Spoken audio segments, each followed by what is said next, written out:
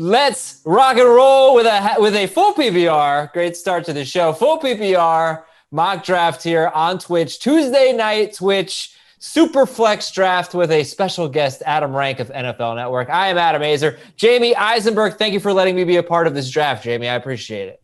I was trying to kick you out, but unfortunately you have to host this thing, so we have to let you in. It's just kind of the nature of the business. Well, I'm going to get someone awesome with the 10th pick. I'm really looking forward to that. Ben Gretsch, what's going on?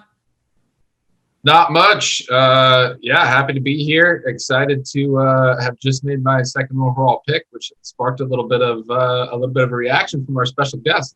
Yes, it did. Heath, Superflex League, but you still took McCaffrey number 1 overall. Really enjoy that I get the number 1, 2, or 3 pick in all of our drafts that don't count, and the 9 through 12 in all of our drafts that we're playing out. It's a lot of fun. I will show you tonight how to draft from 9 through 12. Don't worry about it. And Adam Rank of NFL Network is here. Great to have you on. Welcome to Fantasy Football Today here on Twitch. And you are on the clock with McCaffrey and Mahomes off the board. Well, thank you so much for that. Ben, I'm a little heated because I was sitting here when I walked in. I'm like, I'm gonna get Mahomes. This is gonna be a great day for me. And now I've been sitting there on NFL Fantasy Live. I'm sorry, I didn't mean to get a cheap plug-in, which you can watch on the NFL Network Monday. I'm not dogging Lamar Jackson, but I've been talking about how I would prefer Patrick Mahomes. Just, regret. I don't think that Lamar Jackson's a terrible player by any stretch of the imagination or anything like that. But here I'm going to have to draft him because I'm not going to let him go because I'm in the 3 hole here. I'm not going to sit here and start Daniel Jones and Baker Mayfield, who I like, but I got to have that rock solid quarterback. Now, before you do that, I know the people we're drafting with. If you don't take Jackson here, you can probably get like Deshaun Watson and Matt Ryan with your next 2 picks. Were you in our draft earlier today? Like quarterbacks flew off the board. Yeah, so Carson, you can't take that risk here. All right. We should tell Adam. So Adam Rank, we did a 2 quarterback draft earlier today. Yeah. So we don't really do 2 mock drafts in the same day. We do like 2 a week. Right. But our producer Ben Trager is making us do like 75 drafts a week now. So sure. So we decided, let's do a 2 QB and a super flex and see how that all plays out. Well, it's fun too because I've never drafted with you guys. I don't know how this draft is going to go, and I think a lot of people are in similar circumstances. If I'm drafting with Marcus and MJD, I know I've drafted with them enough to know what they're going to do and kind of anticipate. Here I can't do that. So I just took the coward's way out and I went with Lamar Jackson. I got to promote a few things. Well, first of all, Adam mentioned it, NFL Fantasy Live. It is back, the most anticipated season of NFL Fantasy Live ever. So you can check that out and you can follow him at Adam Rank. Pretty easy. Also, be sure to hit that sub button, subscribe for an opportunity to enter a 12-team league with the FFT crew. 8 subscribers are going to be announced this Thursday at 7 p.m. Eastern during our AMA with Jamie on Thursday night, 7 p.m. Eastern. So you got to subscribe now so you can be eligible on Thursday. I got to talk to you again. Yeah, I know. I won't say much. Don't worry about it. Okay. Twitch subs are going to bring exclusive opportunities such as sub Q&A, cool emotes, contests, opportunity for us to set your lineup live on Twitch. And by the way, if you have Amazon Prime, link it to your Twitch account to earn a free monthly subscription. All right, let's see what's going on in the draft right now. If you have any questions or comments, feel free to leave them in Twitch, and we'll try to read them throughout the show. McCaffrey, Mahomes, Jackson, Barkley, Kamara. Jamie, you have the 8th pick? Oh, you have the 9th pick. I have the 11th pick. Okay. We are waiting now on Tommy Tran. And yes, today we did a 2 quarterback league draft, and the quarterbacks went a lot earlier than they usually do. So we'll see if that trend continues, at least earlier than they usually do in our leagues. But Adam, let me ask you a question. You are on deck. Aizer. I'm never going to call you Adam again. Adam, just call me Rank. All right, Rank. In the 2 QB and Superflex drafts that you've done with other analysts, are you still seeing what we typically see, quarterbacks going later, or are you seeing them go a little sooner?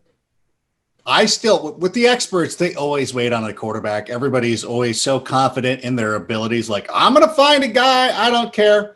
But when I'm drafting in other leagues with people who are not professionals, who do not do this 24/7, you tend to see the quarterbacks come off the board a little bit more. And again, coming into this situation where I'm not quite clear which direction you guys are going in, I'm like, I don't want to watch every quarterback fly off the board and end up with Ben Roethlisberger or something like that. I can't have it. So I would have preferred to been further down, picking 10th, 11th, or 12th, and kind of been able to read the board that way. But sometimes you got to take a chance. Okay, I just want to bring this up and see what everybody thinks here. I think people overreact a little bit in the Superflex 2 QB thing, and they take the quarterbacks too early. Because personally, I think a guy like Mahomes or Jackson, let's say they hit and they have their, not quite as good as their MVP seasons, but close, right? They're just super elite. I think they're more valuable in a 1 quarterback league than a 2 quarterback league. It's my favorite Aizer take of all not, of them. It makes no sense. An elite quarterback is... Every quarterback is more valuable in this format because you can't just find ones off the waiver wire. But in a smaller league with fewer roster spots, especially when you remove a quarterback who's the highest scoring position, Patrick Mahomes has a bigger impact on your fantasy scoring if there's only 1 quarterback. So yes, every quarterback should be pushed up. So there's no waiver wire, but I think that I think it's just an overreaction that I think Mahomes has a smaller impact on your team in a 2 quarterback league than he does in a 1 quarterback league. Wouldn't Christian McCaffrey have less value in a 2 quarterback league? Absolutely. So all players do. Yes. The so more, it doesn't the more fantasy points that you add to your roster, the less impact each player has. Agreed. Sure. Yes. Yeah. 100%. So if all players go down in value because there's this extra quarterback, but you have to fill that extra spot with a quarterback, so all of them go up in value. Right. Wouldn't the quarterbacks go up in value relative to all the guys going down in value? They do, but I still think that would be a weakness. No, they all go up. But Mahomes doesn't go up more than Ryan or Jones or whatever. No, but we're not. Whoa, hey, whoa. But they all go. Oh, I'm on the clock. I still think you should take the elite running backs before the quarterbacks, before even the best quarterbacks. That's my biggest point. And I'm going to take Miles Sanders, by the way. One of the things I think was interesting about our 2 QB league today was I don't typically see I think Superflex is more popular than 2 QBs. The 2 QB with 12 teams, I typically see two QBs with a 10-team format because you get in a situation with 12 teams. Obviously you need a bye week fill in and things like that. You have to start 2 quarterbacks. Everybody should want 3 quarterbacks. And now you're talking about 36 quarterbacks. 12 times 3 is 36. There's not 36 teams in the NFL. So it becomes a thing where it should drive up quarterbacks in that sense. The scarcity is very real in a 2 quarterback league for sure. I'm going to read a comment here from Lamont87. How can you guys let Adam Rank be a guest? He has way too much swag. What? I was going to say he does have a lot of swag. I mean, he's swag. You have more swag than us. It's true. Yeah. The picture that we posted for the tweet out, we're all standing there we're going to prom, and Rank is there with a football. He looks cool. The rest of us just look like we're posing with corsages in our hands. I don't know if cool was the right word that I would put there, but yes. I couldn't pull off that shirt you're wearing. What is that shirt? I don't think I can pull it off. Best in the world. It's a wrestling t-shirt. It's what I've worn wrestling t-shirts pretty much 80% of the days since I've been home since March. And this is homage to Chicago's favorite CM Punk. Well, I guess the Macho Man Randy Savage also from Chicago. Speaking of people from Chicago, where's Dave Richard? Ducking me as usual. I thought that this was going to be an opportunity to once and for all solve the riddle of who is Chicagoland's favorite fantasy football analyst. It has been something that has divided Chicago, like Cubs and White Sox fans, Lou Malnati's, Gino Z's, all those hotly contested debates. I thought we were going to have an opportunity, but no, Dave is out hiding. He's sitting there. See, this is what happens when somebody moves to South Florida. You get a little soft and you don't want to have, you're afraid to walk in here and everything. So I understand what he's doing. I just have to say that even for the low bar that I have set for Dave, he's managed to disappoint me. Hey, I want to get your take on something that we debated on today's show. All right. By the way, I love Dave. I was just kidding, but you can cut everybody that. loves Dave. You take a hot dog bun, you toast it, you spread cream cheese, cold cream cheese on it, then a hot dog, then grilled onions on top. What do you think about that? I'm not a cream cheese guy, so that goes against my sensibilities. So I would prefer not to do that. I would rather have different kind of hot dogs, but you know what? Whatever makes you happy outside of putting ketchup on a hot dog, whatever makes you happy, you should go out and do it. Because otherwise, if you're a child and you need ketchup to eat a hot dog, that's a different conversation.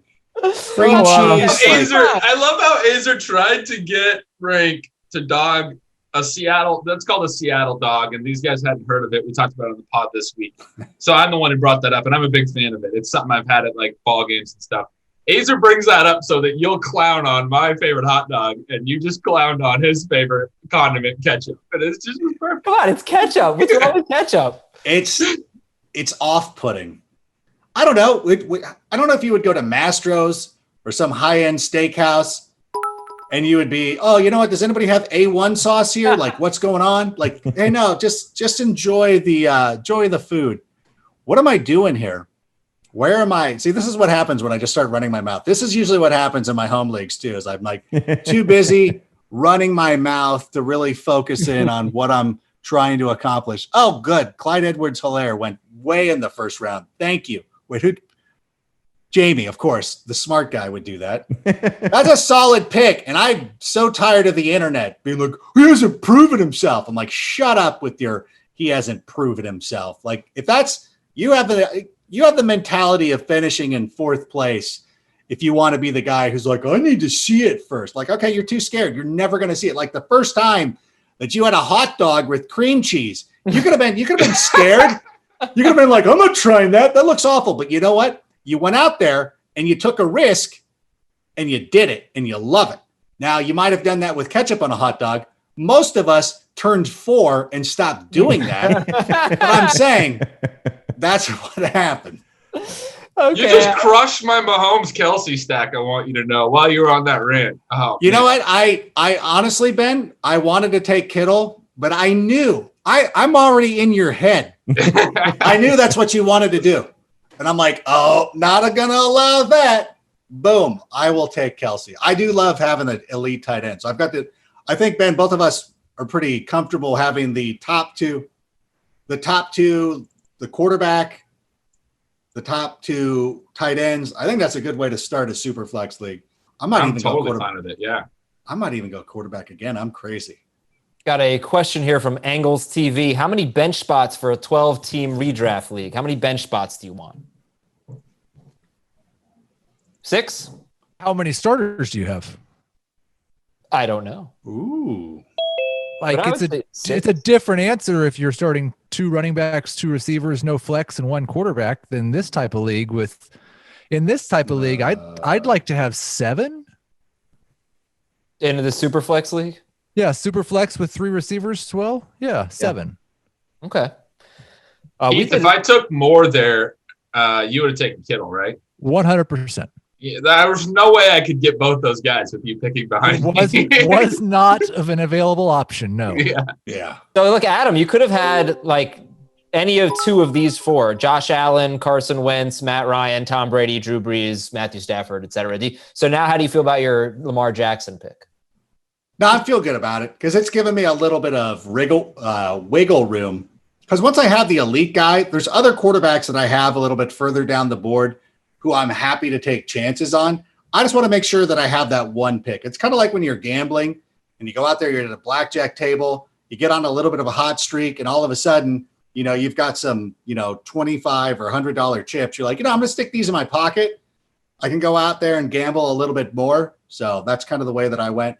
I know, had I known that Josh Allen is the one where I'm like, yeah, I probably could have done something else. But you know what? I'm not going to let that concern me now. I've made my decision. Yeah, you're at peace with it. Good. I'm okay. All right, so for the people that aren't able to see the draft board, let me go ahead and give the picks. We'll just go through them. McCaffrey, Mahomes, Jackson, Barkley, Kamara, Dak Prescott 6, Zeke, Dalvin Cook, Clyde Edwards-Helaire, Michael Thomas, Miles Sanders, Austin Eckler. That was round 1. So we had we had Mahomes, Jackson, and Prescott. We had a bunch of running backs, and we had Michael Thomas. That was in round 1. It's full PPR. It's 3 receivers and a flex and a super flex. Julio Jones, Devontae Adams, first 2 picks of round 2. Deshaun Watson, Russell Wilson, Kyler Murray. So a little QB run there. Tyreek Hill, Josh Jacobs, Joe Mixon, Kenyon Drake, Travis Kelce, George Kittle, DJ Moore. I know it's a lot of names, but it's the usual suspects. But through 2 rounds, we had 6 quarterbacks come off the board, basically the big 6. Round 3, Chris Godwin, DeAndre Hopkins, Derrick Henry, Le'Veon Bell, Josh Allen, Juju Smith-Schuster, Nick Chubb, Drew Brees, Aaron Jones, Carson Wentz. And I'm going to grab a quarterback here. My first quarterback to go with Miles Sanders and Devontae Adams. I'm taking Matt Ryan. Jamie, I assume this is 6 point per passing touchdown? No, 2, just for your guys. 2. 2 for mine? Okay. Can I bring up something about Chris Godwin that Bruce Arians said today? Yeah. So he was asked a question about Scott Miller being compared to Julian Edelman. I can't imagine why, playing with Tom Brady. And he said that Miller is way too fast for that. And why would they take Chris Godwin out of the slot? Because that would be taking a lot of catches out of his hands, however he phrased it. But basically saying that Chris Godwin is going to remain in the slot. I was super excited to hear that. So I know we had some questions, with them talking about, playing 2 tight ends and maybe Godwin just staying on the outside. This is great news for Chris Godwin and building off what he showed us last year. Adam Rank, how do you feel about Aaron Rodgers this year? And should I take him or Jared Goff right now? Garbage Rodgers? Why would you want to do that? No, I'm just kidding. Honestly, I'm very proactive about Aaron Rodgers this season. And I think that him and Devontae Adams are 2 players that. So I should take him? I have 10 seconds. I would 100% take Aaron Rodgers here. I'm doing it, Aaron Rodgers. Thank you. I'm sorry to cut you off. I just want to make sure I made the right pick there. Go on. No, and I know last year the numbers weren't quite there, but if you remember a couple of those games, the 4 touchdown game against the Dallas Cowboys where he was giving opportunities to Aaron Jones and kind of being more magnanimous, spreading the ball around, letting his running back score 19 touchdowns. That was very nice of him. And then they went out and they drafted a quarterback in the first round traded up for Jordan Love. And now all of a sudden we have a different mentality for Aaron Rodgers, who now wants to put it in the face of Matt LaFleur and say, look, I'm going to throw for 45 touchdowns this season. And then when you guys have to eventually cut me, I'm going to go play for the Chicago Bears. Now, this is a fantasy thing that I've concocted in my own mind, but I love it. I hate to be, whenever something happens, there's some sort of slide and people are like, well, he's going to prove something now. It's like, was this guy not trying before? Like, was he just mailing it in? Because I hate that. But the only guy I would actually believe, he probably is going to be very spiteful, it's going to be Aaron Rodgers. Because as a Bears fan, I've seen spiteful Aaron Rodgers, and I hate it.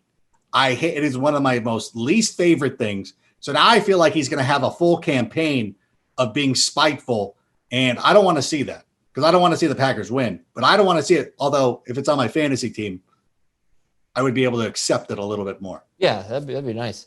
Guys, you see, let's see, Tom Brady, Aaron Rodgers, Adam Thielen, Allen Robinson, Kenny Golladay, and Daniel Jones go in this round. Now Mike Evans. Pretty soon we're going to have the back-to-back picks of Adam, Ben, and Heath. But, before that, Jamie, I guess you want to talk about this. Your quarterback strategy in a 2 QB league or a Superflex league, it should change a little bit, right? Because, I went away from the rankings for some safety. I took Jared Goff over Cam Newton, for example. You don't want to bust. My God. What happened? Jacob. Oh, he took Robert Woods. What are you doing?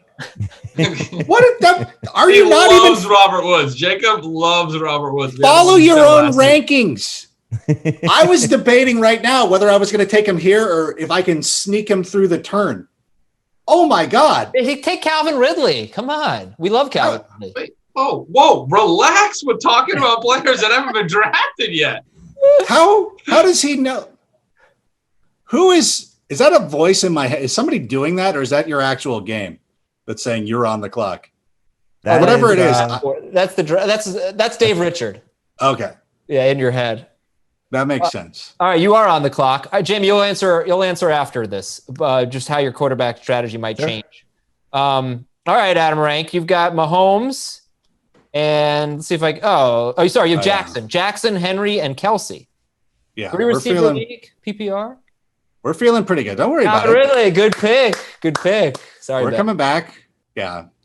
I know that you were talking about, and oh my God, you told, like, I thank you for believing that I had never heard of Calvin Ridley before. Like, don't tell him. I'm like, oh yeah, thank you. Who is this? Hold on, give me a chance to Google him. I know who Calvin Ridley is. That is because I have the wide receiver board up right now, and it's interesting. You know, I just want to help people out too. So I know Ben's going to probably steal the guy that I want right now. I had a tough QB choice there, because I think he's got to go QB here, but maybe he won't. He likes to wait forever. See, this is the point where I think that, like, we start pushing the quarterbacks maybe up too much for Superflex or 2 quarterback. I'm not sure there's going to be an enormous difference between QB 15 and QB 22. Yes. And QB 22 is going to go in like 4 rounds. So yeah. I don't really think I will take a quarterback. But you got stuck though today, didn't you not? I mean, if I missed on not taking Herbert, I think, but not really. I don't think that Tue-Wed Taylor and Derek Carr on a per game basis are going to be more than a point or 2 worse than QB 15 and QB 16. Except, as we talked about a little later before our pod, Marcus Mariota's already getting the hype, and Justin Herbert's there. Stop. And you might have 0 quarterbacks in a 2 quarterback league. That's very unlikely, but you currently have 0 running backs in a 2 running back league. Yeah, so, I'm fine with that. Like, I think it's a. I need people to stop with the Marcus Mariota stuff. Like, please, stop that. This Derek Carr threw for 4,000 yards last season. He had 21 touchdowns. He could improve touchdown. Who are his receivers? He doesn't throw interceptions either. This is a good quarterback. And now that they have a complement of receivers who will be out there pushing the ball down the field, I think he's going to be fine. I think he's going to be better than fine. I think he's going to be very good this season. Fantasy-wise, like, I'm still not overhyping him, but I mean, as an NFL quarterback, and I know we still follow this sport as well, I still like him a lot, and I think that he's going to come through for the Raiders. Your fantasy team, maybe, but we had so on our network on HQ, we've been doing this team by team breakdown every day, and today was the Raiders, as a matter of fact. So I was on with Danny Cannell, former quarterback, and Pete Prisco, who's our NFL guy. And Danny was kind of saying what you were just saying, Rank, that, you know, he's a good quarterback. Give him a chance with these weapons to see.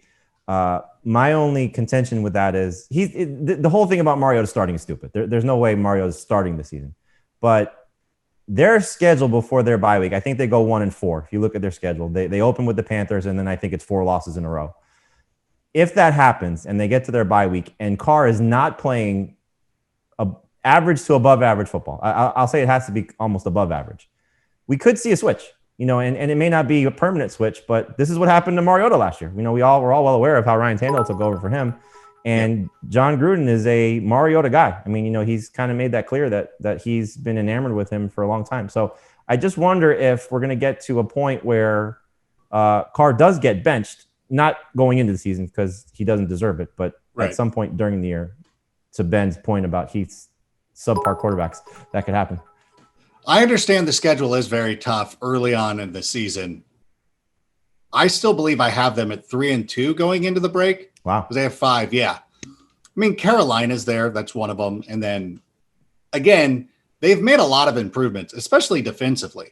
And that is one of the things that's been holding them back. And if you look at Derek Carr over the course of his career, his team is always trailing going into the fourth quarter, mostly because his team has allowed an average of has allowed an average of 26 points per game. And so he's always in this deficit, no matter how well he's playing. And they haven't had the weapons to really keep up with these teams, especially when they start running and gunning. And I think that it's unfair. I mean, he's played in a division where his quarterback or his coaches have been Jack Del Rio and Dennis Allen. He hasn't had Andy Reid and Gary Kubiak, 2 coaches who have won Super Bowls from the division while he's been in there. So given the opportunity, I think that he's going to be able to. I think the Raiders are going to surprise a lot of people this year. I have them at 9-7.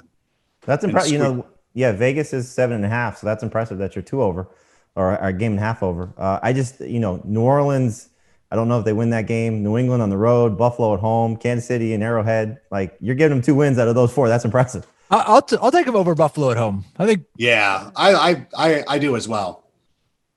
I mean, Buffalo's good. I'll take Buffalo with Jamie. No disrespect to the Bills, and I know a lot of people. Bills Mafia has been on my case recently, but I'm like, like a road game. I know everything's different because of the current situation. I still believe that's a tough game for the Bills to come into Las Vegas and win that one. Yeah, absolutely. Yeah, Okay, I could see that one. It's just the other 3, and New England. New England, yeah. I want to circle back on the point Heath made about kind of the QB 15 to QB 22 range, because I thought it was a good point, and I agree with it. The guy that I took there was Goff, and the other one I was considering is still floating. Oh, there he goes, Cam Newton. Those 2 guys for me are inside my top 15. I have them in the same tier as Matt Ryan and Carson Wentz and Josh Allen. So that decision for me was because I thought there was kind of a drop before we hit that point. But I do like Heath's mindset there. When you get to a certain point in Superflex, that it's almost like you've waited long enough, and you certainly shouldn't be caught chasing the runs at that point. Okay, let's take a look at some of the picks that have been made here in round 6. All right, are we in round 5? No, we're in round 6. All right, round 5 was Kupp, A.J. Brown, McLaurin, Keenan Allen, Amari Cooper, Odell Beckham, Tyler Lockett, Todd Gurley, Ben Roethlisberger, Melvin Gordon, Courtland Sutton, and David Johnson. Round 6, Mark Andrews, DK Metcalf, Leonard Fournette, DJ Chark, Mark Ingram, Zach Ertz, Jonathan Taylor, Cam Newton, AJ Green, and Adam Rank is on the clock. What do we got? What are you thinking? You know what? I don't care for you stealing DK Metcalf. Oh, that was like 8 picks ago, though. So I know it is funny to be like looking at the board, thinking to yourself like, who could possibly fall to me? This is going to be my 3rd receiver. I'm going to go. Screw it. I'm going points per game average here. If I say points per game that he plays, who do you think that is? Who does that speak to? Will Fuller. Of course it does. Of course it does. This is a strategy that I've been using so far, is that if you get 2 receivers that you're comfortable with, and I'm happy with Ridley and I'm happy with Terry McLaurin, that here's where I'll take a risk, and I'll go with Will Fuller and just hope for the 6 games that he Oh my God. I didn't take Kareem Hunt. I'm like, nah, Kareem Hunt should slide back down. God, I'm an idiot. You just don't know This stupid. This is where knowing the guys you draft with. So it's funny because we have a Chicago guy that is buying into Will Fuller. Our Chicago guy hates Will Fuller. So Heath is closer to our Chicago guy and how he feels about Will Fuller. That I'll let Heath speak for himself, but Heath was never taking Will Fuller in this spot. My God. But Ben Gretsch would have. I might have. I very well might have. Oh, I got my Ben and Brett confused. So I don't think Adam said we're drafting with one of our I popped off a couple times, so I don't know if you said it, but oh my gosh, who Brent is. This is fun. I'm really enjoying it because this is such a mind bender to be like, man, I don't know you gentlemen well enough. And it is costing. What do you think? I mean, we told you about Calvin Ridley, so that was good. Right? Yeah, thank you for alerting me to that one. If you guys hadn't alerted me to Calvin Ridley. Rank, who are some of your guys? Like, who are the guys that you're targeting aside from the ones that you're screaming at us that we're stealing? No, I've done a pretty nice job of grabbing some of the guys that I really feel bullish about. I did not get Clyde Edwards-Helaire. I did not get Josh Jacobs, even though I know I'm going to come off as a Raiders mark, talking up all these Raiders right here. But DK Metcalf is certainly somebody who I've targeted in a lot of places and trying to get Calvin Ridley and DK Metcalf. I know a lot of people are looking at for this year's Chris Godwin, and Calvin Ridley is the most mentioned in that respect. Like this year's Chris Godwin, I honestly believe that it could be DK Metcalf this year. And it's tough because the Seahawks don't throw the ball as much as we would like them to with somebody like Russell Wilson. We would love for them to go out there and have 5 wide receivers and just throw the ball all over the field and see what could happen. But I really do believe that DK could pop in the touchdown totals this year, especially like a Doug Baldwin type of guy where he's very efficient in catching touchdowns, which I know it's very volatile and it's hard to plan for that where you have instead of like a targets machine or something like that. But I really do believe that DK can end up making up for that deficit and be one of my guys. Some picks soon. Somebody wants to know how many total yards. This is from Lamont. How many total scrimmage yards do you think Miles Sanders will have this year? 1650. 1450. 1650 sounds good to me. Yeah, I'm kind of on board with that. Yeah, 1800. Somebody in chat said that you're really high on Kenyon Drake rank, and they said that they're worried about his injury concerns. He's a guy I've had a hard time placing. I'm curious if that's true and what your thoughts are on him. Yeah, I really like him. I think that when you look at the numbers with what he did in Arizona, they finally used him to his full abilities and let him go out there and kind of do his thing. It's kind of like when you see a wrestler who is an afterthought in the WWE and then he goes to Ring of Honor or New Japan or something like that and becomes a superstar. That's what we saw out of Kenyon Drake. And so I'm very comfortable taking him. The one thing that I have found, though, in most of these drafts are two of the guys that I mentioned before with CEH, Josh Jacobs. I also love Miles Sanders. They're always in that group together. So I usually don't find myself drafting Kenyon Drake as much as you would expect for somebody who advocates for him as much as possible. But I feel very comfortable with him. I look at him compared to somebody like Aaron Jones, who I'm a little bit more worried about because that 19 touchdowns is so volatile,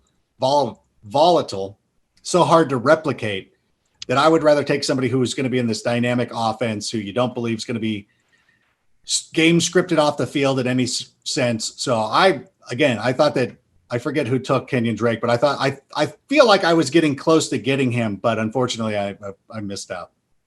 M Hayes 4985 says, "Can you guys talk about Mike Williams?" Who wants to talk about Mike Williams? It's a Gretsch guy, right? Yeah, I mean, he had an 18 plus, I think it was 18.2 average depth of target last year. It was like 2.5 yards higher than any other receiver who had at least 70 targets. So he was just this ridiculously downfield target guy, and that's why he averaged over 20 yards per reception. It's really weird that he only had 2 touchdowns. As far as like the Chargers go, I'm kind of off a lot of them because of the quarterback change. I think they're going to throw a lot fewer passes. Tyrod Taylor scrambles a ton, also takes a lot of sacks, so he just doesn't get off a lot of passes. But the one guy that I do like at his price is Mike Williams because he's pretty cheap, and Taylor does extend plays. So Williams, we know, can excel on downfield plays. He's a good jump ball guy. He was successful with that really high average depth of target. So you're going to get all those air yards.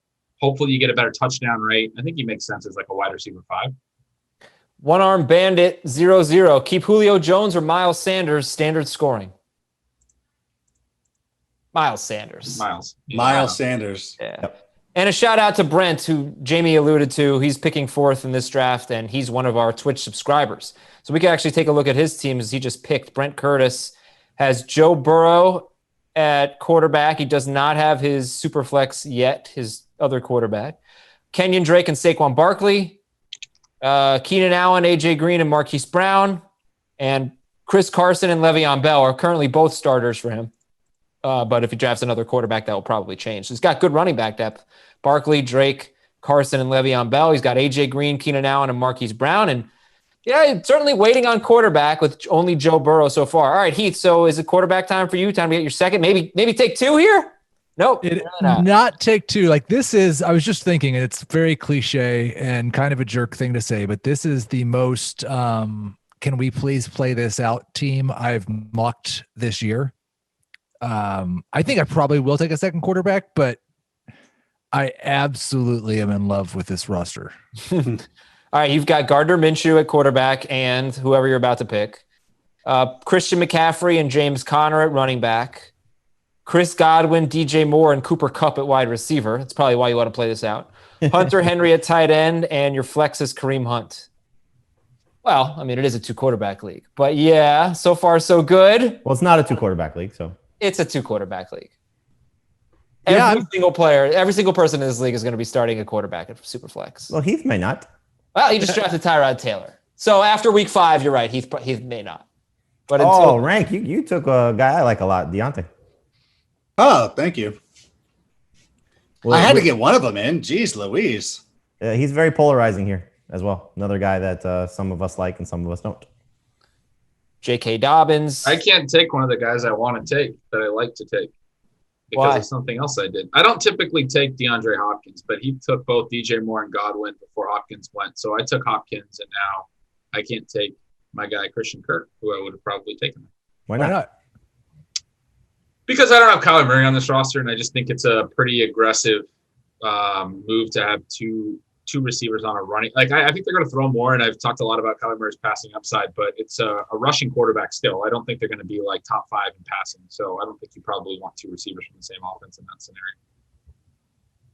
So Adam, when we talk about running backs, you mentioned Aaron Jones. We call him the bridge running back because you've got this group of running backs from McCaffrey to like Nick Chubb, Josh Jacobs, Derrick Henry, whatever, that no doubt about it, first 2 rounds. Many of them obviously in round 1. And then you've got Aaron Jones. And then the way we see it anyway, I hope I'm not speaking out of turn for the rest of the team, is you've got Aaron Jones, and then you've got like Connor, Gordon, Gurley, Carson, Bell, this whole group that seems a little bit less certain, but Aaron Jones is like in the bridge between those 2 tiers. Do you feel the same way? Oh, absolutely.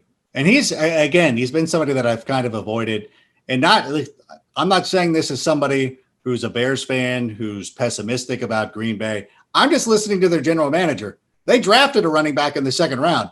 The Packers clearly were not behaving like a team that made it all the way to the NFC Championship game where they're out there drafting for 2021. Or do they have the intention of putting Dylan into the starting lineup this season and giving him some more touches? And to me, and I know we're going to be approaching there's going to be an opportunity to draft him at some point.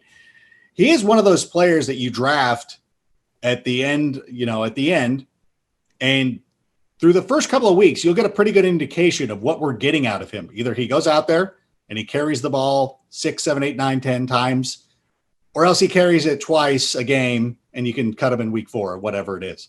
So I honestly believe that they could end up starting to look at Dylan a little bit more, which leads me to believe that they're going to probably move away from Aaron Jones because he's in his contract year. They're already looking forward to the future. They still have Jamal Williams on that roster. So he is one player that I will look, especially at his draft price, that I'm going to look at some other spot. Who's your favorite Rams running back? What's your breakdown there? I took Cam Akers. And again, I know a lot of people are apprehensive about this situation because Sean McVay has talked about some affinity for the way that Kyle Shanahan has rotated his running backs. But to me, the ultimate decision comes down to who is the best running back in this backfield that we expect to run and be successful. And this is based mainly on the tape because we haven't seen Cam Akers on an NFL field yet. I really do believe that at some point he is going to end up as the number 1 running back for the Rams. He is going to be the guy that you're going to want to start. And this is one of the things that I do in drafts is that if you get a kind of an iffy pick where you're like, I don't feel great about this, but I'm familiar with it. It's kind of like if you're on a road trip and you see a McDonald's and it's the only thing around for miles. It's usually not your first choice or your 5th choice. And you're like, whatever. That's what Aaron Jones is like. Like, okay, fine. I'll go in there and have a quarter pounder. These guys like Cam Akers is something exciting. You're like, well, this place looks cool. Let's see how it goes. And so I will take the risk on that and try something a little bit different. I'm trying to play to win. And I have volatile, type of performances where I either come in first or it seems like I come in 9th. But I want to take the risk and I want to try out Cam Akers and really hope that it comes through. Yeah, I like Sonic. I went to Sonic only once in my life have I ever been to Sonic, and I actually went inside because I didn't understand how it worked. How does that happen? But it's sad. Yeah, there was a button right there next to where you parked. All you had to do was push the button. Did they look at you weird? Like, what are you doing? Yes, they did look at me. Here, take this out the stall 5. I asked for napkins. They were very dumbfounded. All right, let's catch up on some picks here. I also have a question I want to read, but we're a few rounds back. So round 8, why am I reading round 8? Let's just read round 9 and we'll get into round 10. Tyrod Taylor, J.K. Dobbins, Ryan Tannehill, Teddy Bridgewater, Jamison Crowder, which brings us to a question about Crowder. Rivers, Marvin Jones, Slayton, Tariq Cohen, James White, Tyler Higbee, Kerryon Johnson. Then we've got round 10, Matt Breida, Jimmy Garoppolo, Christian Kirk, Sam Darnold, Sterling Shepard, Darrell Henderson, Zach Moss, Antonio Gibson, and Rob Gronkowski. It always seems it's just perfect timing, always up to Adam's pick. After Adam picks, Alan R81 says, I don't like any wide receiver after the Jamison Crowder range. Can you talk about a couple targets after that range? But let's see. Oh, who'd you take? You took Phillip Lindsay, Adam. Okay. Yeah. How, you want to comment on some late round wide receivers you like after the Crowder range?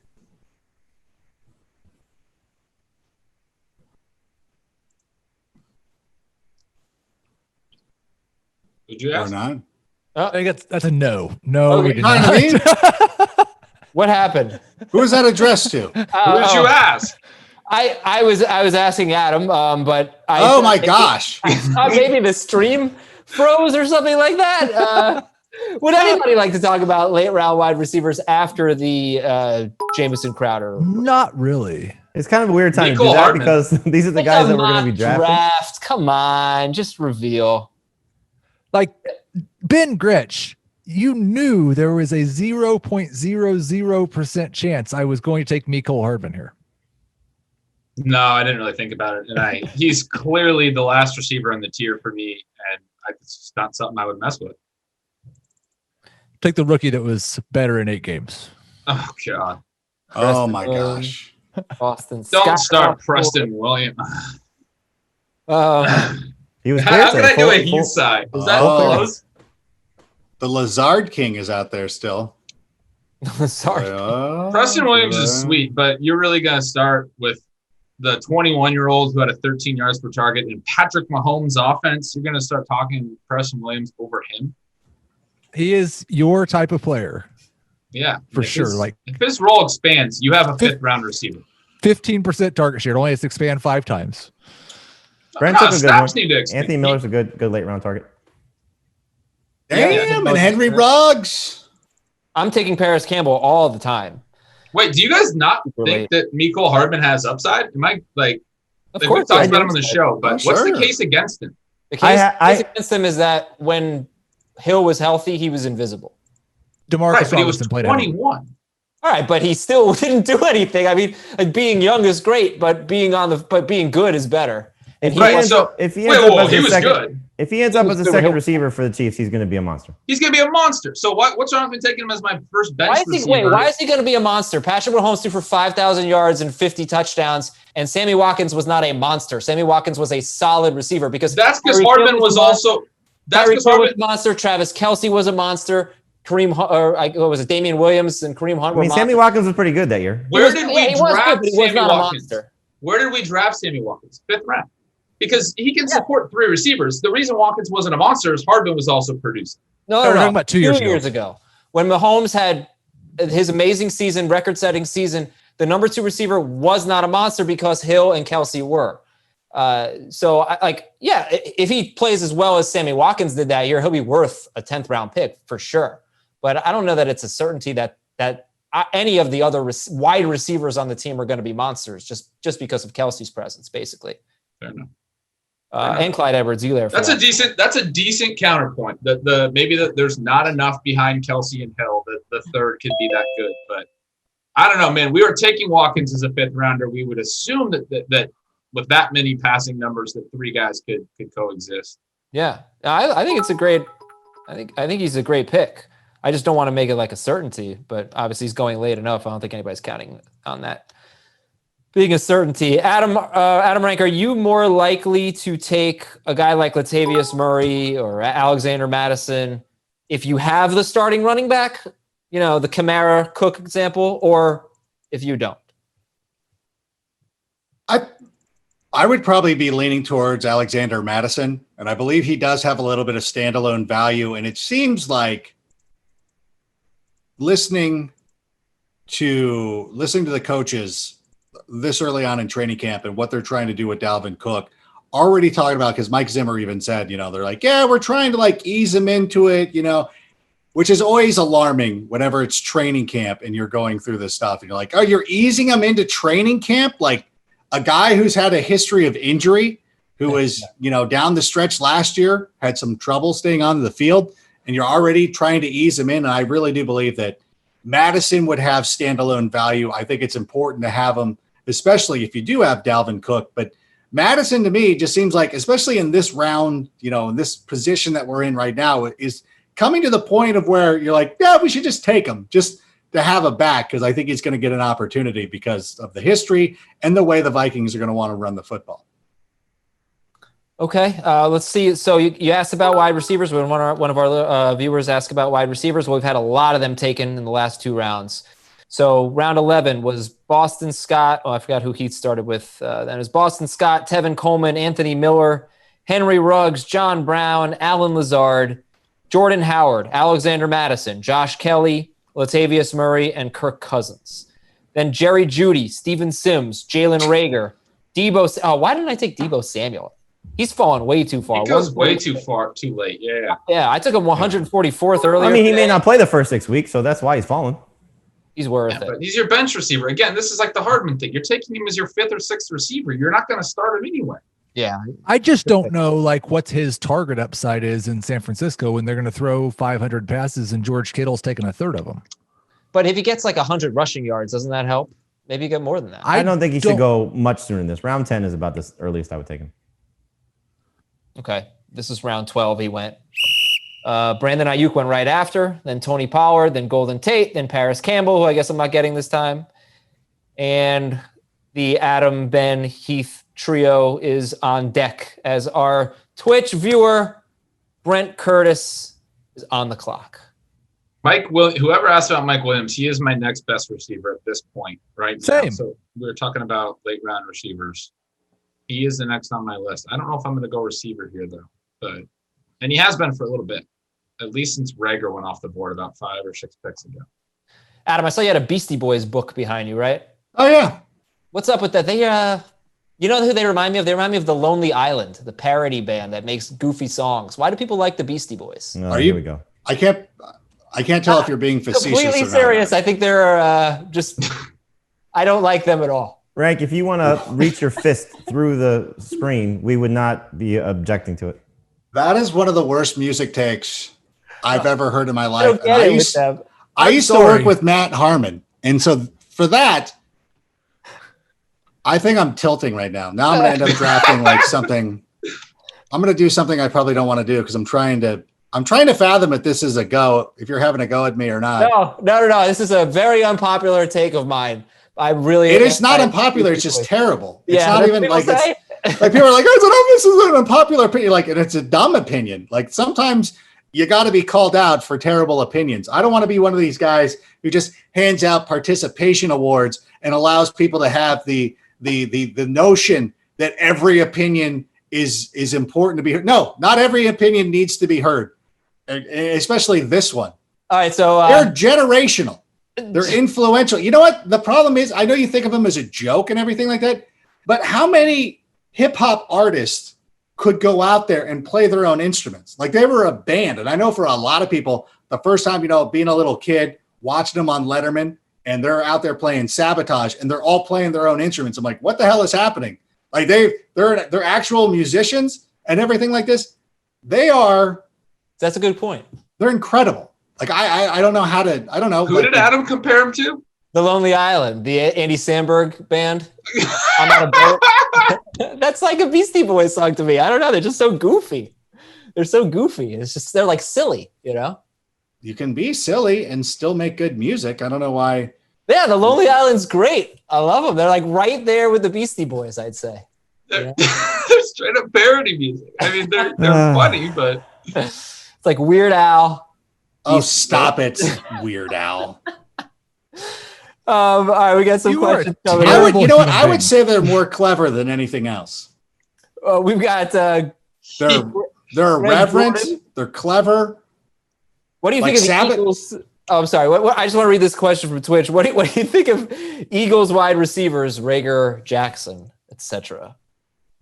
I want to know who hurt you. That is exactly what Carissa Thompson said when I told her I didn't like the Beastie Boys. She said, "Who hurt you?" Yeah, Yeah. Was there some kid with a VW emblem hanging from his neck that stole your lunch money or something back in the day? And now this has been a thing. Like, damn these guys. I will not. I love the Beastie Boys so much. I hate AC/DC because not a lot of people understand this. One of the earliest songs that the Beastie Boys ever made used the beat of Back in Black. And it's a song called Rock Hard. You can go find it on YouTube and everything like that. And it's amazing. And AC/DC never signed off on them using that. And I'm like, oh, I'm sorry, AC/DC. Who do you think that you are? Like, Aerosmith is better than you. And they allowed Run DMC to go out there and use their music. And you know what? Aerosmith ended up doing the title track for Armageddon. What have you done, AC/DC? Nothing. You know why? Because you didn't let the Beastie Boys release Rock Hard on any of their greatest hits albums or anything like that.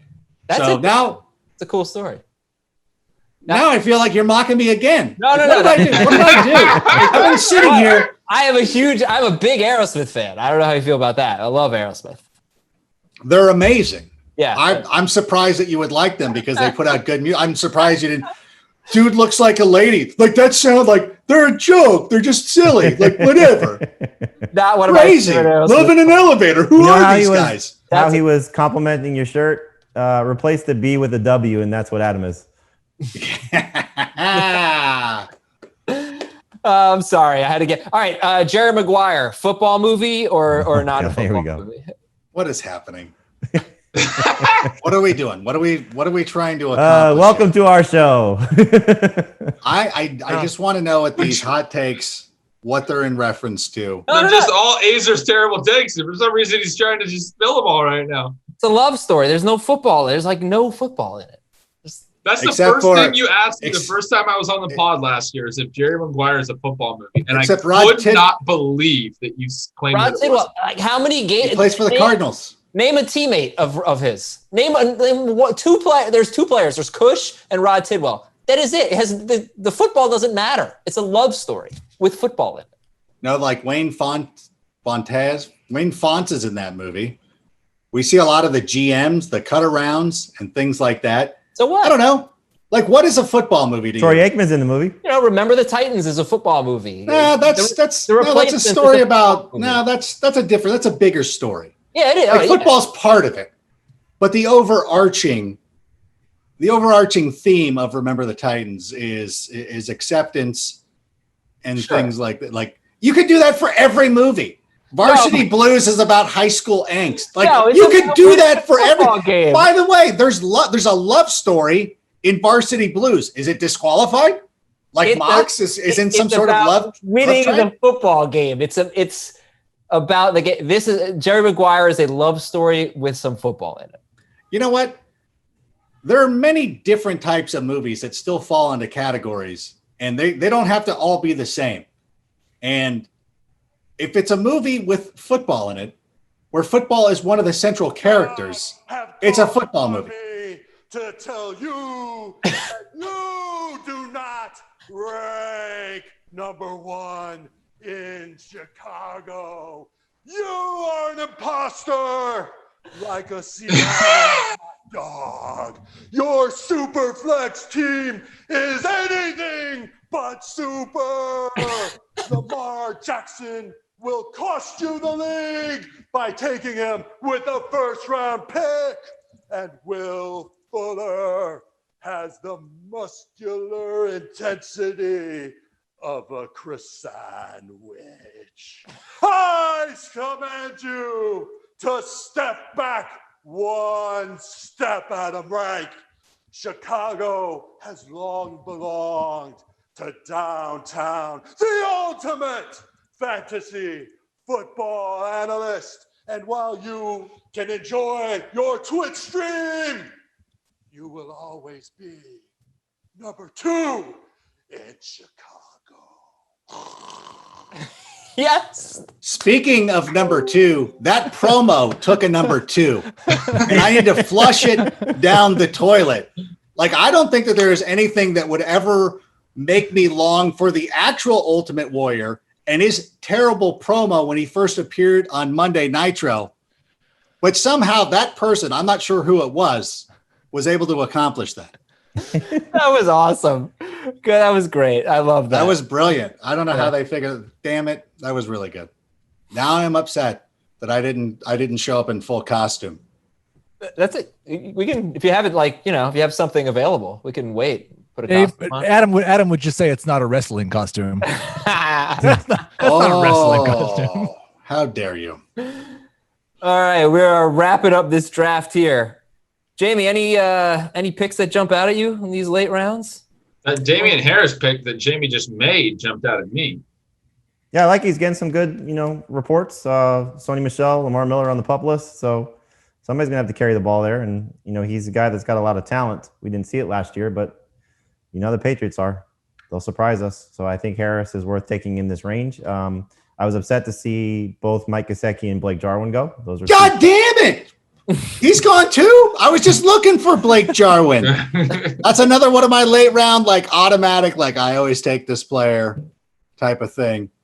That's Garbo. I bet you'll never guess that Adam Aizer does not like Blake Jarwin. That's not. Of course he would. Oh, that was my pick, Rank. That's not true. Oh, suck it. Sorry, that was excessive. I apologize. Are we doing kickers and defense? Curtis Samuel, by the way, was the suck it pick right there from Adam Rank. Yeah, we're doing kickers and defense. Okay, I didn't know. Heath takes Tua. Boy, why did quarterbacks seem to fall so much farther in this draft than they did in the 2QB league? Is it that big of a difference, Superflex versus 2QB? People don't care about mocks. that's my answer. Yeah, maybe. We have one more reserve pick. It's like you don't want to go through a whole season without QBs, but in a mock, it's like, you're a little bit less. I'll be fine. concerned. Yeah, I know what you're saying. I got you. Question from Wolf VS. Pick 2. DJ Chark for $6. Sutton for $6. Hunter Henry for $6.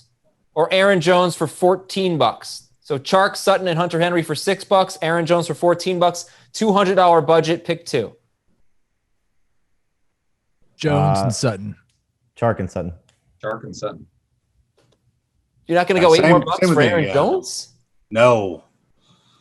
That's just throwing away your money, kid. Aaron Jones for 14. We do our auction values based on a $100 budget. That'd be a $7 Aaron Jones. Damn right. But you're also getting a $3 Cortland Sutton and a $3 DJ Chark. Those are top 25 receivers. They're not chopped liver. I'd love to see where they went in the auction because I bet they were $6 players, whereas Jones was probably in the 20s. In the auction that we did? The auction, that we did on Twitch. The salary draft. The salary draft. Right. Salary draft. I will find it and tell you. Where Rank's buddy Marcus was in that one. Right. Did he speak highly of us? What did he say? What did he say about me? No, I don't really care. Did you throw your Beastie Boys take at him? No, I didn't. That's why you're still in some sort of esteem with him. He likes that too? Yeah, everybody does. You're the only person who doesn't. I don't think anyone on this. I don't think Heath Ben. Heath maybe likes them a little. I don't think Heath Ben or Jamie particularly cares for the Beastie Boys. I love the Beastie Boys. I'm a Jew. I love the Beastie Boys. No, I don't buy it, Jamie. Name 5 songs. Name 5 songs? Yes. Why is it your response always you have to name, you can't enjoy something or you can't have an opinion unless you can name things related to it? I danced to Intergalactic at my first wedding. Oh, that's pretty solid right there. Aaron Jones went for $16 in our salary league. Uh-huh. And Chark went for $7. Yeah. And Sutton went for $6. Yeah. So take Aaron Jones. Take Aaron Jones. Wait, what? Because somebody overpaid for him? That means they're right? Yeah, no, that's underpaid. Who overpaid for him? If we're gonna trust ADP in determining players' values, Aaron Jones is an early second round pick. Heath, your wedding song, you dance with your wife to Intergalactic Planetary?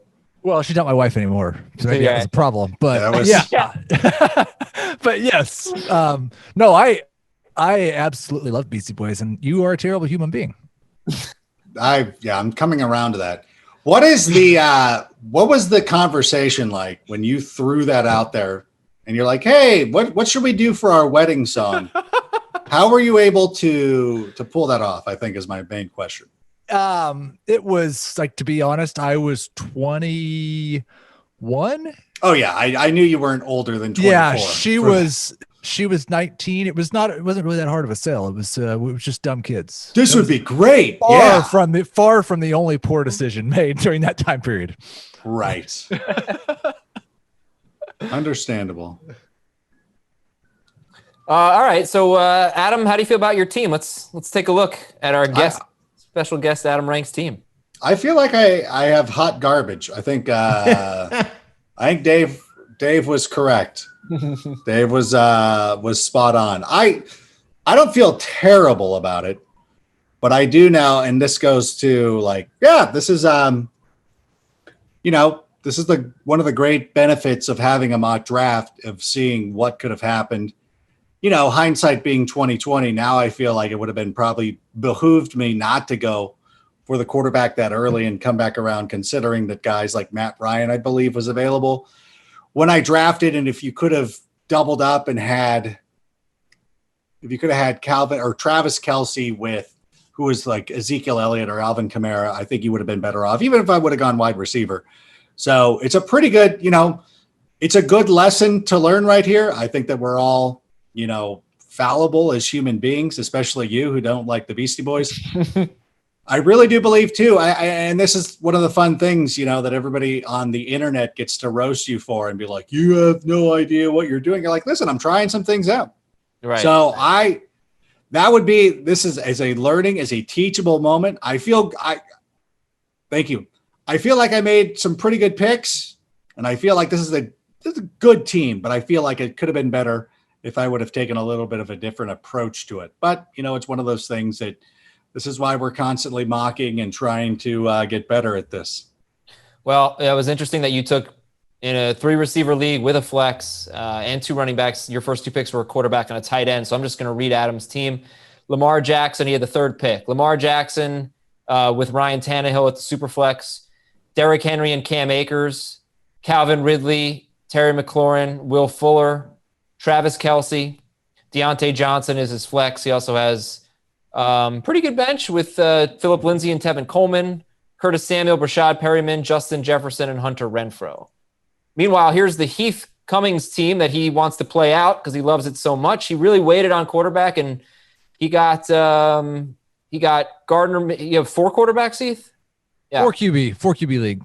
Yeah, Gardner Minshew, Tyrod Taylor, Derek Carr, and Tua Tagovailoa, with Christian McCaffrey and James Conner, Chris Godwin, DJ Moore, and Cooper Kupp, Hunter Henry at tight end, and right now Kareem Hunt at flex. Yeah, it's a good job. Solid team. I just realized something. So the Rams start the year with Dallas. Mm-hmm. The Saints and Buccaneers play each other. I don't really want to draft any of those defenses. I don't want to start those guys week 1. Right. Yeah, your defense should pretty much be who you're comfortable playing right away. Well, unless you have an elite DST and then just play them, then get another one. Have 2. No, have 2. 1. Everyone, have God. 2. Earmuffs. Outside the box, people. DSTs score points too. If you want, okay, Heath. Let me take a look at Heath's team. Roster spots matter. Yeah, I'm sure they do, but you can drop Brian Edwards for a second DST. Okay. If you really want it. No, wait a second. If I had the Steelers or the 49ers or the Ravens and it was week 7 and Brian Edwards was playing 20% of the snaps, then yes, I could absolutely do that. I didn't just draft Brian Edwards based on preseason hype to drop him before he even plays a game in week 1. Could though. I mean, you could. What are the odds that Brian Edwards is going to be a good fantasy contributor in the early weeks? They're very low. They are very low. Yes. No, I'd rather just draft a defense that plays Washington in week 1. Okay. But if that's the difference between drafting the Steelers have the Giants, so that'd be fine. But I'm saying if that's the difference between drafting an elite DST.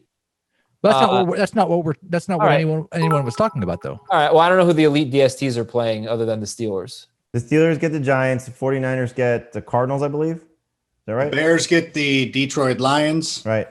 How about the Ravens? Chargers get the Bengals. I love that setup because they're a really good defense and they get a rookie quarterback in his first start. Right. So that's great. I guess it doesn't really matter. Right. Because, if you're drafting like the 5th or 6th best DST, then no. If they have a bad week 1 matchup, then I agree. You don't take 2 DSTs. But there are times if I have an awesome DST like the Patriots, you weren't dropping them on their bye, obviously, right? Last year, you were getting a second DST. But you have information at that point, though. Like Heath is going with the assumption, which I think is the smart way to go, is that Bryan Edwards hits. And you heard Rank say that the Raiders are going to the Super Bowl. That if Bryan Edwards hits, then he could be really good. I agree. Boys thing. Going to get a lot of crap for that. Well, because it's terrible. Like you can't come out here and say terrible things and be like, I can't believe people are roasting me because it's dumb. Like I don't even listen. We met. This is the first time we met, and I feel like I felt bad calling your producer a dum-dum earlier, and we're friends. We go way back. I have no hesitation. That was a terrible take. Who did you should call be ashamed of you called yourself. Trager a dum-dum? No, Jamie. Oh, you think Jamie's our producer? Who is he? What is he? What is his title? He's What talking is about his role? Mazowskis. He's definitely not our producer, but that's interesting. The CEO? Oh my gosh, I didn't realize. Can you see down the hallway in my room? I should have had this set up better. Whatever. Whatever. Who cares now? All right. My yoga mat hanging up. I think people are still watching. I don't know if they're listening. Dude, people are saying that Beastie Boys take was horrific. They are. Yeah. So bad. I'm sure. Even in the draft room, they're saying it. Well, people like Heath's team. Take a look at Ben's team and Jamie's team, and then we're out of here. Ben Gretsch, you've got Patrick Mahomes and Jared Goff. You've got Ronald Jones and J.K. Dobbins. DeAndre Hopkins, A.J. Brown, Stephon Diggs, George Kittle. CeeDee Lamb is your flex. And Boston Scott and Naheem Hines on the bench, who I might wind up starting before J.K. Dobbins. I think the big point there is you don't have to take your week 1 starters before your others. Like Dobbins is a very clear upside pick that I like to take, but that doesn't even mean that I'm going to trust him week 1. I feel more comfortable probably with Hines than any of those guys week 1. So we'll see what happens, but I think that's a pretty strong team, frankly. As much as people might look at it and say, oh, the running backs are terrible. I like that team. Yeah. That's interesting. That's a good team. I like that team. Yeah, I like that team. Do you think that Marlon Mack, Jonathan Taylor, and Naheem Hines are all starting running backs week 1? No. I don't know that Jonathan Taylor necessarily is. It depends on your roster build. But yeah, I think you could start Mack. I think you could start Taylor. They're probably not all going to produce, but yeah, they're going to get a lot of running back points week 1 against Jacksonville. It wouldn't surprise me if all 3 of them scored double digits, to be honest. There was one, and obviously take it for what it's worth. Practice report tweets, but one of the Colts beat writers said there was like 7 throws in a row where Rivers threw to all 3 running backs. That's Rivers, man. Yeah. There you go. Right. Jamie's team is Russell Wilson and Ben Roethlisberger, Clyde Edwards-Helaire and Aaron Jones, Allen Robinson, DJ Chark, Tyler Boyd, Chris Herndon at tight end, Devin Singletary at flex. You like it?